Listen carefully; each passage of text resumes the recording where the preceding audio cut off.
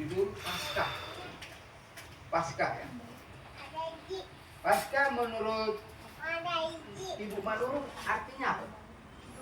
Paskah. Yang sudah tahu? Kalau belum tahu ya nggak usah. Apa? Buat kematian? Ah iya. Kalau Ibu Diana, Paskah itu artinya apa, Ibu? Pelepasan. Melepaskan, ya.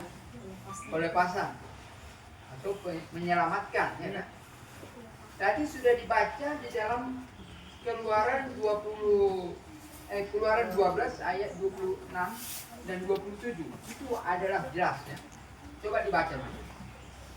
Ada yang dapat baca? Ini perlu kita tahu, perlu kita mengerti, perlu kita pahami, perlu kita ingat ya. Kenapa? Karena di mayoritas sekarang itu ada namanya korban, pembuat korban, masih mereka buat korban ya. Jadi ini ada hubungannya dengan kematian Yesus. Jadi sebelum Yesus mati disalib, apa yang dibuat oleh umat untuk menjadi penebus, yaitu melalui apa? Korban bakaran, anak domba atau sapi itu dikorbankan. Dan darahnya itu akan dibuat ke tirai yang ada di bait suci ya, sebagai tanda sudah ada kurban. Dan korban keselamatan untuk 1 kali 1 tahun ada ya, yaitu korban perayaan penyelamatan yang 1 kali 1 tahun. Dan semua korban ini dilakukan adalah sesuai dengan petunjuk dari Tuhan. Kenapa? Karena manusia dari sejak awal sudah melanggar akan perintah Tuhan. Pada waktu Adam dan Hawa ditempatkan di Taman Eden, mereka mendapatkan suatu larangan ya. Coba kita baca Kejadian pasal 2 ayat 16 dan 17. Coba dibaca. Jadi saudara-saudara, kalau ada nanti saudara-saudara yang belum mengerti, belum paham tentang pelajaran ini, saudara masing-masing harus baca kembali kepada apa? Buku petunjuk kehidupan yang ada di dalam apa? Dalam Alkitab ya. Karena setiap orang diberikan waktu untuk mempelajari tentang firman Tuhan. Ada yang dapat dibaca? Kejadian 2 ayat 16 dan 17. Kejadian 2 ayat 16 dan 17. Lalu Tuhan Allah memberi perintah ini kepada manusia, sebuah pohon dalam taman itu boleh kau makan buahnya dan bebas. Tetapi pohon pengetahuan tentang yang baik dan yang jahat itu janganlah kau makan buahnya, sebab pada hari yang kau makan pastilah kau mati. Iya, pada hari yang kau makan kau akan mati. Mulai dari sejak itu, maka manusia itu merosot dan jatuh ke dalam dosa ya. Lalu kalau mereka mau ditebus harus ada korban. Dan pada waktu itu dikatakan anaknya si Adam itu namanya si Habel ya. Habel membuat apa? Persembahan korban ya, dari anak domba. Yang terbaik, tidak bercacat ya. Jadi itulah sebabnya, itulah awalnya maka terjadi ada korban ya. Korban keselamatan melalui memotong ataupun menyembelih korban ya. Jadi saudaraku yang kekasih, di dalam pelajaran kita hari ini diberikan judulnya Paskah. Paskah itu adalah penyelamatan. Kemudian yang lebih jelas tadi Keluaran 12 ayat yang ke 27, 26 dan 27 kita baca lagi.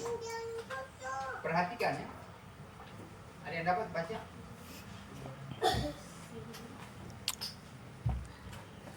Jadi sebelum Yesus disalib, maka diadakan korban. Jadi kenapa orang-orang Kristen tidak lagi buat korban? Domba atau sapi kenapa tidak buat lagi sekarang? Jadi jawabnya di sini ya. Karena Yesus sudah mati di kayu salib. Jadi pada sejak Yesus mati di kayu salib, maka korban itu tidak ada lagi. Sudah digantikan dengan dirinya sendiri. Coba dibaca. Keluaran 12 ayat 26 dan 27. 12 ayat 26. Dan apabila anak-anakmu berkata kepadamu, apakah ibadah ini? Ayat 27. Maka haruslah kamu berkata, itulah korban Paskah bagi Tuhan yang melewati rumah orang Israel di Mesir. Ketika ia memulai orang Mesir tetapi menyelamatkan rumah kita, lalu berlututlah bangsa itu dan sujud menyembah. Ya, jadi waktu itu sudah ada berapa 10 tulah diberikan kepada orang-orang Mesir ya.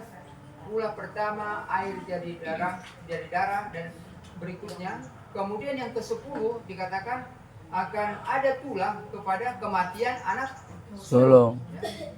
Dan sebelum itu Tuhan memberitahukan buat korban dan berikan darah di mana? Di pintu di ambang pintu rumahmu katanya. Jadi setiap orang Mesir atau orang Israel yang membuat darah di ambang pintu, maka ketika malaikat maut datang, kalau dia melihat ada darah di ambang pintunya, maka anak pertamanya tidak mati. Jadi dia lewat ya. Jadi itu sebabnya orang Mesir pun kalau dia buat darah itu, maka tidak akan ada kematian di rumah tangga tersebut ya. Tetapi khususnya ini untuk orang Israel ya. Jadi semua orang Israel yang membuat itu di ambang pintu darah tersebut, maka dia akan selamat, tidak ada kematian ya. Itulah sebabnya dikatakan menyelamatkan orang-orang Israel yang membuat apa? Lambang di darah di ambang pintu rumah mereka. Lalu boleh kita baca lagi apa dikatakan di dalam Ibrani pasal 9 ya. Coba dibaca. Kita baca mulai ayat 12 sampai 15. Ini ada keterangan yang jelas tentang bagaimana kita membuat bagaimana korban itu berakhir ya. Ada yang dapat boleh baca? Ibrani 9 ayat 12. Dan ia telah masuk satu kali untuk selama-lamanya ke dalam tempat yang kudus, bukan dengan membawa darah domba jantan dan darah anak lembu, tetapi dengan membawa darahnya sendiri. Dan dengan itu ia telah mendapat kelepasan yang kekal. Ayat 13. Sebab jika darah domba jantan dan darah lembu jantan dan petikan abu lembu muda menguduskan mereka yang najis, sehingga mereka disucikannya secara terakhir. Ayat 14. Betapa lebihnya darah Kristus yang oleh Roh yang kekal telah mempersembahkan dirinya sendiri kepada Allah sebagai persembahan yang tak bercacat, akan menyucikan hati nurani kita dari perbuatan-perbuatan yang sia-sia, supaya kita dapat beribadah kepada Allah yang hidup. Ya, oke. Apa dikatakan supaya kita bisa beribadah kepada Allah yang hidup. Jadi satu-satunya dikatakan korban yang bisa menyelamatkan melalui bukan darah domba, darah sapi, tetapi darahnya sendiri. Darah siapa? Darah Yesus sendiri ya. Itulah sebabnya orang-orang yang percaya kepada Kristus tidak lagi buat bawa darah domba, tetapi dengan percaya sudah digantikan dengan darahnya Yesus sendiri. Jadi jelas ya. Jadi sebabnya mulai dari saat Yesus di kayu salib, maka persembahan korban ini tidak ada lagi. Nah, apa yang ada? Sekarang kita beribadah kepada Allah yang hidup. Itulah sebabnya dikatakan di dalam Wahyu 14 ayat 12 dikatakan yang penting di sini adalah ketekunan orang-orang kudus yang menuruti perintah Allah dan iman kepada siapa? Yesus. Yesus Kristus. Jadi saudara-saudaraku yang bersaksi, Jujur. saat ini orang yang percaya kepada Tuhan, orang yang percaya kepada Allah, mereka tidak lagi buat korban, tetapi sudah digantikan dengan Yesus sendiri. Bagaimana Yesus sendiri menjadi korban? Untuk apa dia? Kita boleh baca Matius 1 ayat 21. Baca.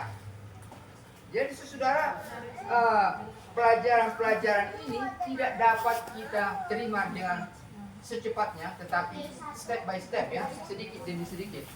Matius 1 ayat 21. Baca.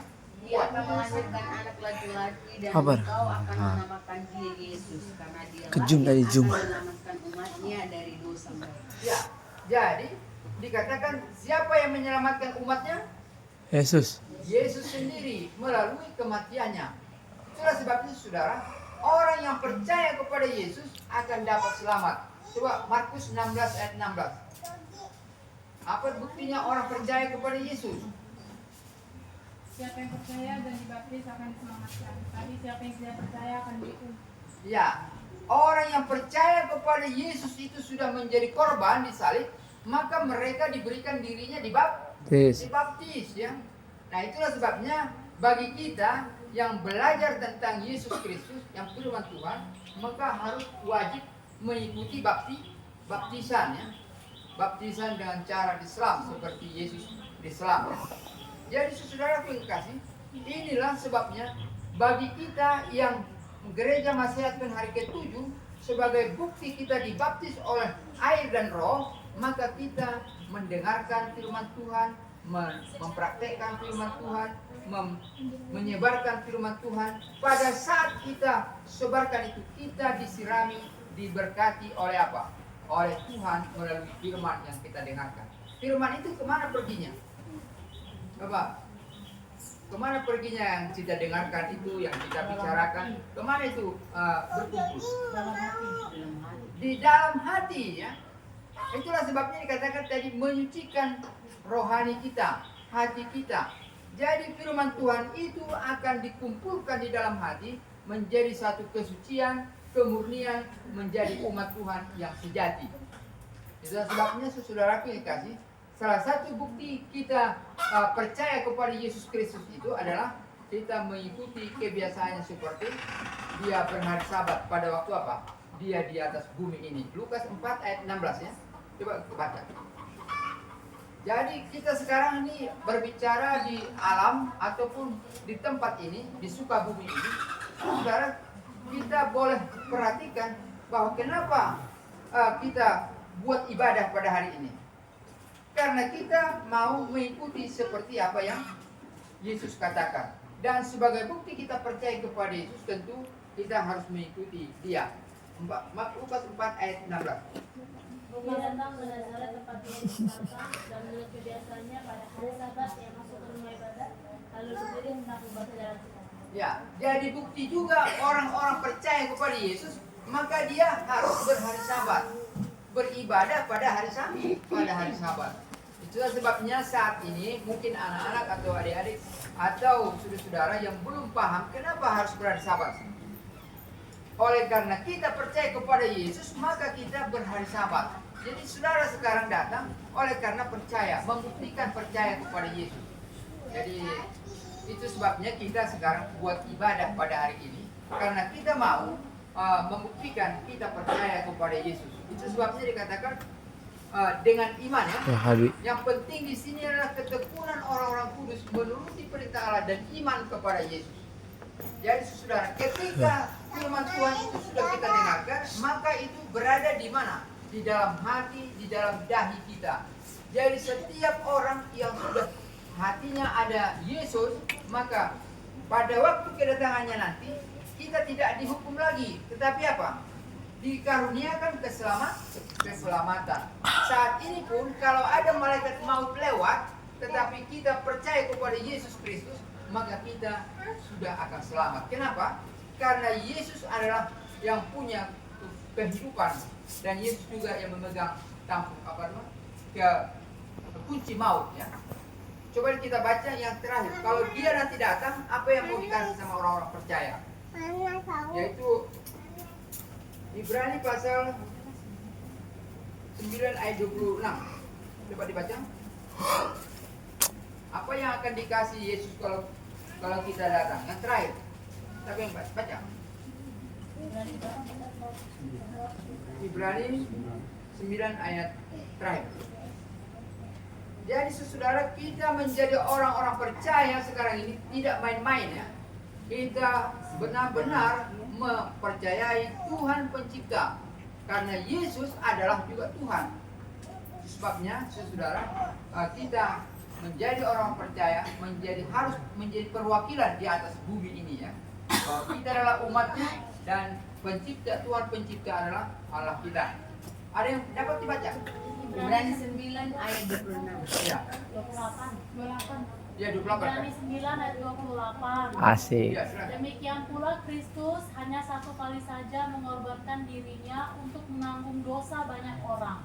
Sesudah itu, ia akan menyatakan dirinya sekali lagi tanpa menanggung dosa untuk menganugerahkan keselamatan kepada mereka yang menantikan Dia. Siapa yang rindu akan dikaruniakan keselamatan? Dan apa syaratnya untuk mendapatkan keselamatan itu? Terus saudara, syaratnya apa? Percaya kepada Yesus adalah Tuhan, percaya kepada Yesus adalah korban satu kali untuk selama-lamanya. Jadi kalau saudara sekarang ini tidak percaya kepada Yesus, maka tidak ada lagi yang bisa menebus saudara. Kalau saya tidak percaya Yesus atau menolak Yesus, tidak ada lagi yang bisa menebus kita. Kenapa? Karena di Alkitab dikatakan bahwa Yesus mati dengan mengorbankan darahnya sendiri, bukan darah domba, tetapi darahnya sendiri, karena hanya itu yang bisa menyelamatkan. Jadi saudara kekasih, sungguh sangat berharga bagi kita yang percaya kepada Yesus. Kenapa? Karena kita akan dijamin pada waktu Dia datang, untuk orang-orang yang setia, untuk orang-orang yang percaya kepada Yesus akan dikaruniakan apa? Keselamatan. Ada pertanyaan? Mungkin ada pertanyaan? Atau ada yang tidak tahu? Oke, kalau begitu saya bertanya ya. Bagaimana kalau apa buktinya orang-orang tidak percaya kepada Yesus? Siapa boleh? Apa itu? Tidak merawat dirinya sendiri. Tidak melawan. Tidak merawat dirinya sendiri. Oh iya, satu ya. Oke, apalagi? Tidak merawat diri sendiri. Benar. Ada lagi yang depan ini? Apa buktinya? Percaya kepada Yesus. Sorry, apa tadi pertanyaan tadi? Tidak percaya. Apa buktinya tidak percaya pada Yesus? Iya, tidak percaya satu ya. Tidak merawat. Bagaimana yang depan? Menjalankan perintah Benar? Hah?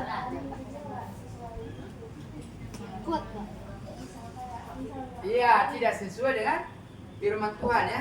Ini, Oke, Pak Santi. apa lagi? Pak tidak Santi. menjalankan perintah Tuhan. Amin. Ya, oke. Apalagi Ibu ketua panitia. Apa lagi? Ya, tidak menguruskan hari Sabat. Ya. Gimana Pak Bendara? Apa itu lagi buktinya?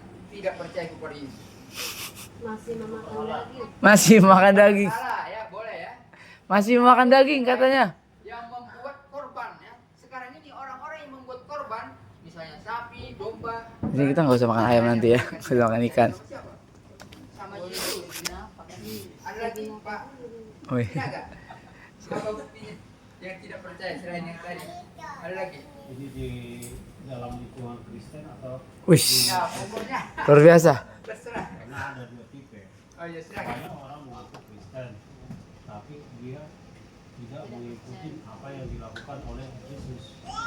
Iya, betul. Tidak Kalau di mengikuti luar ya. Kristen, memang benar-benar mereka menolak Iya, iya. ajaran apa yang disebutkan oleh Alkitab. Bukan hanya Yesus saja, menolak semua isi Alkitab. Iya, Itu yang di luar oke. Kristen. Tapi sementara Yesus mengajarkan kepada umat Kristen yang mengaku umat Kristen bahwa kalau kamu percaya sama aku, katanya Yesus, ini bahasa saya, tapi ada di Alkitab itu disebutkan, ikutlah apa yang aku lakukan. Amin. Katakan Yesus. Oke, terima kasih. Itulah ya, kalau tidak percaya seperti itu. Jadi saudara, seperti tadi itu kalau kita kasih tahu hari Sabat itu adalah firman Tuhan, maka orang katakan, kamu orang Yahudi itu katanya. Tidak benar itu katanya. Kenapa? Ya, salah satu contoh menolak firman Tuhan itu tidak mau menuruti perintah Allah. Menolak perintah Allah. Jadi yang jawaban pertama, tidak peduli kepada dirinya sendiri. Jadi diri kita ini adalah harus kita urus ya. Anak-anak kita ya, anak-anak gadis ya, anak-anak muda, harus diurus diri kita ini. Kalau kita percaya kepada Kristus. Kenapa? Karena kita ini adalah Baik. anak-anak yang dihargai ya. Dengan kematiannya sendiri dia mati untuk apa? Demi cinta dan kasihnya kepada manusia. Jadi saudara yang kasih, Paskah itu adalah yaitu penyelamatan ya. Bagi setiap orang yang menerima Yesus, maka dia akan dijamin untuk selamat. Tuhan Yesus memberkati. Amin.